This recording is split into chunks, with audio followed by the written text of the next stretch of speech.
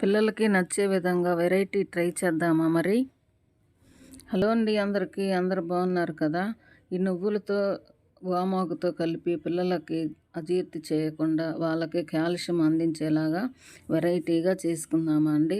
ఈ చెక్కల్లో వామాకు కట్ చేసుకొని, ఈ పిండిలో ఉప్పు, కారం తగినంత నువ్వులు వేసి కలుపుకోవాలండి. ఇలా కలుపుకొని ముద్దలాగా చేసుకొని దానిని ఇట్లా పరుచుకోవాలండి.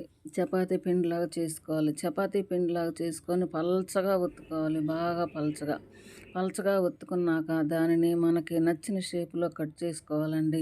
ఇట్లా కట్ చేసుకొని విడివిడిగా ముక్కలు చేసుకొని ఒక పక్కన పెట్టుకోవాలి.